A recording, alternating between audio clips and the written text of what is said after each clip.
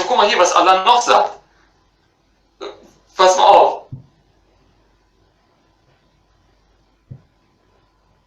In Sure 53, Vers 19 bis 23. Allah wundert sich, warum er Töchter zugeschrieben bekommt, anstatt Söhne. Guckt euch mal das mal an. Habt ihr schon mal sowas in eurem Leben gesehen?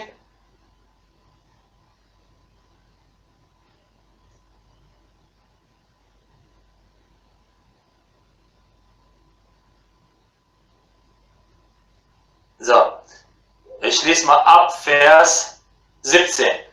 Da wankte der Blick nicht, noch schweifte er ab. Wir sind in Sure 53, Vers 17 bis 23. Wahrlich, er hatte eines der größten Zeichen seines Herrn gesehen. Was haltet ihr nun von Allat, Al-Uzza und Manah, der dritten, der anderen? Wie? Guck mal, jetzt fragt Allah, wie? Sollten euch die Knaben zustehen und ihm die Mädchen? Das wäre wahrhaftig eine unbillige Verteilung. Wer hat das in den Koran hier reingetan? Hand aufs Herz, das ist nicht Gottes Wort. Allah fragt, wie sollten euch die Knaben zustehen und ihm die Mädchen? Das wäre wahrhaftig eine unbillige Verteilung. Allah regt sich auch über die Muslime, dass sie ihm so Mädchen zuschreiben, obwohl er Knaben haben möchte. Und das wäre für Allah eine unbillige Verteilung. Seht ihr, mit was für ein Buch wir es zu tun haben, und dafür gehen die Muslime morden und anderen Menschen wehtun. Guckt euch das bitte an. Ich sag euch, ihr Muslime, ihr werdet zur Hölle fahren, wenn ihr mit dieser Religion in den Tod geht. 100 Millionen prozentig. 1 Milliarden prozentig. Ihr werdet euer blaues Wunder erleben, wer vor euch steht. Nämlich Jesus Christus, der ewige Gott, der Mensch wurde und für die Sünden der Menschen bezahlt hat. Das Alpha und das Omega, das A und das O. Ja, da könnt ihr gucken, was hier abgeht im Koran. Habe ich euch nicht letztes Mal gesagt, da gibt es Passagen, wo wir uns nur den Kopf packen und Kopfschütteln bekommen. Guckt euch das bitte an.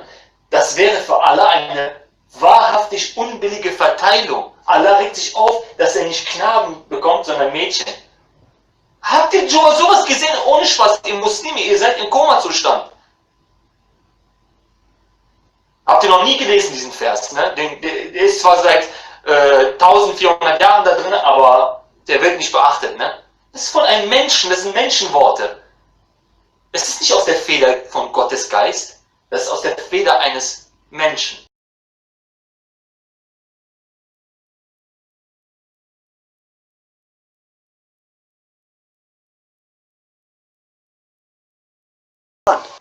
Now, I just want to clarify a few things before I move on to the daughter issue.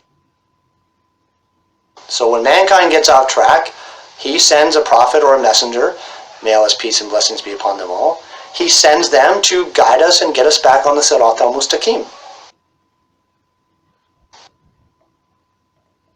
And this one is huge. The entire foundation of Islam is based on one belief, and that is La ilaha illallah. There's no God but Allah.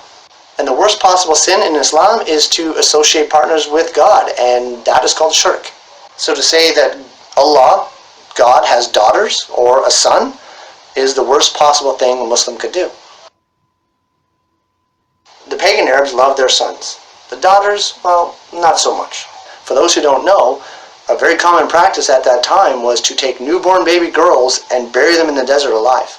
The lifestyle in which they lived was very difficult, and women were considered a burden. There was one more mouth that they had to feed, and there was no value in women. They were considered even lower than domestic animals. So what does Allah say in the Quran, astaghfirullah, about his daughters?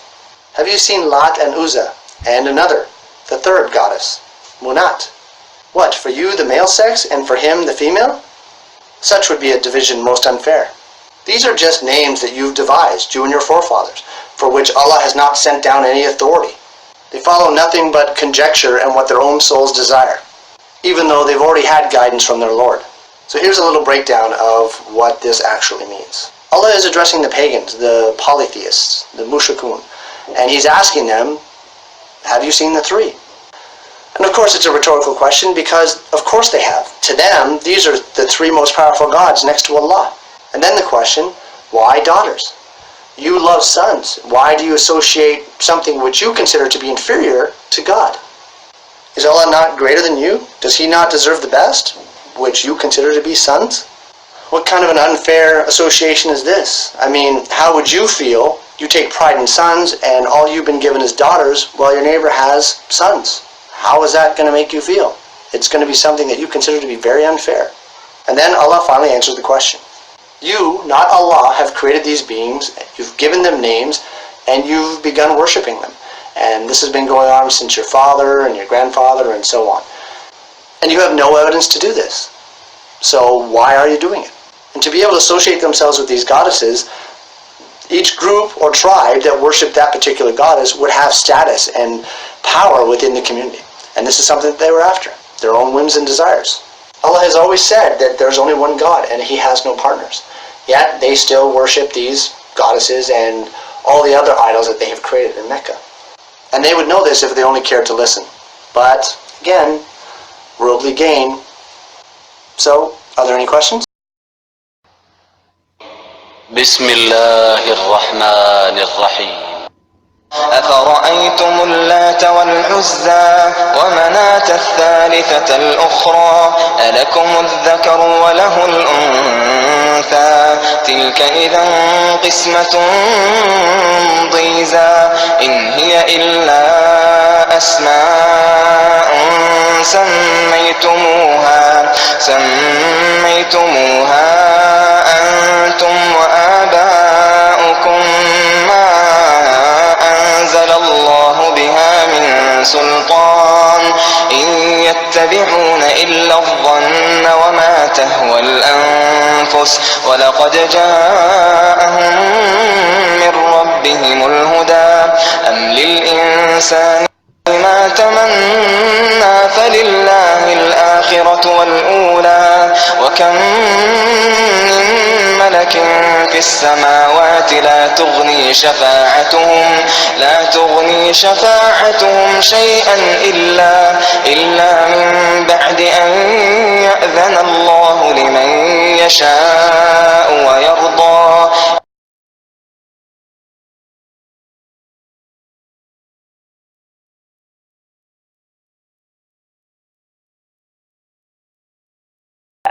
And of course, one of the questions that comes up almost at every instance, at every sitting with Christians, is Allah a moon god? And certainly Allah couldn't be the same God as Abraham, Isaac, Jacob, and Ishmael. Actually and frankly, this major issue in question is easily resolvable simply by linguistics. First of all, the word Elohim in the Torah that most Christians embrace and accept as the word for God is rooted in Illah. It's a Hebrew Semitic name, Illah.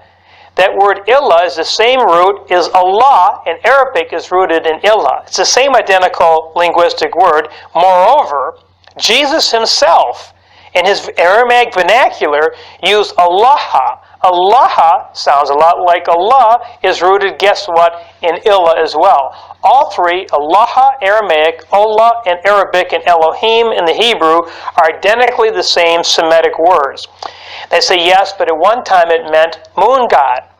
I said, I'll grant you that maybe thousands of years ago, before Islam, the word Allah, the deity is what it actually means, Illah, might have been a moon god.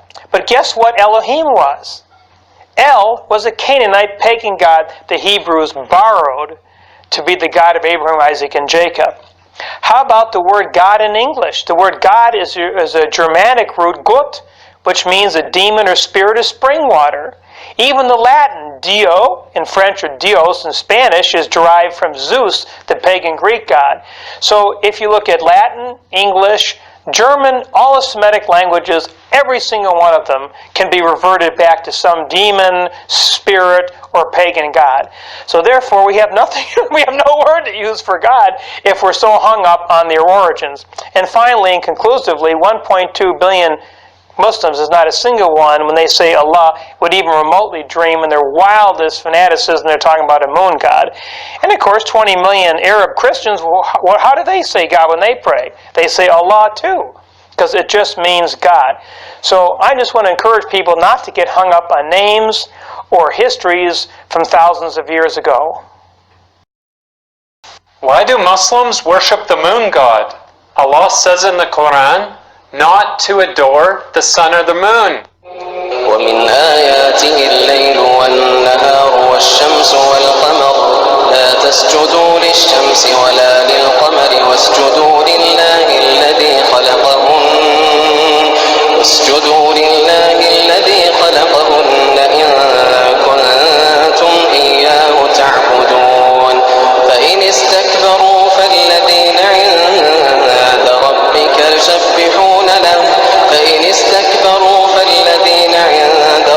يسبحون له بالليل والنهار وهم لا يسأمون. So if Muslims are supposed to worship the moon god, then why does Allah tell us not to adore the sun or the moon? Oh, okay, fine, you win. If Allah is the moon god, then why are Christians worshiping him? Wait, what? What did you say? Christians are worshiping Allah? In Egypt, 8 million Christians use the word Allah. In Iraq, 950,000 Christians use the name Allah. In Jordan, 390,000 Christians use the name Allah. In Lebanon, 2.8 million Christians use the name Allah. In Syria, 2 million Christians use the name Allah. Why are Christians using the word Allah instead of using the word God? Because they speak Arabic. They don't speak English. If they spoke English, they would use the name God. But they speak Arabic. Oh. Did you know that the Bible was translated into the Arabic language? Really? The very first sentence of the Arabic Bible has the name Allah in it. Whoa. The word Allah is in the Arabic translation of the Bible thousands of times. Thousands of times. Thousands of times. Whoa. If Allah is the moon god, then why are Christians worshiping him?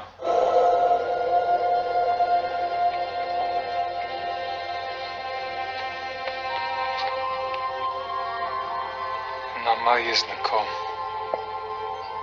تعودي ثناءني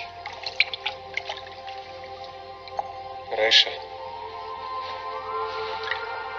دي فيلا سجيمين بقلي إن ردافوا لي يردفونكم ألتيك خلون يثي مناكمة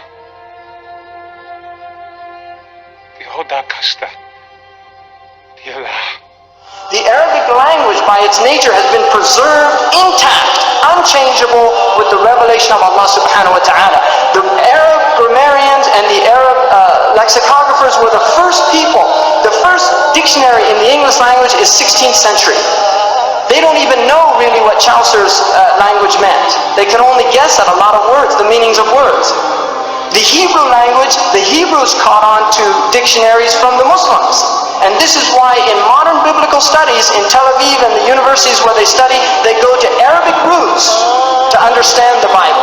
This is a fact that I'm not making this up. They go to Arabic roots to understand the Bible because they recognize that as a Semitic language, it is the only language that has maintained a lexical purity that other languages have not maintained because of the preservation of our scholars.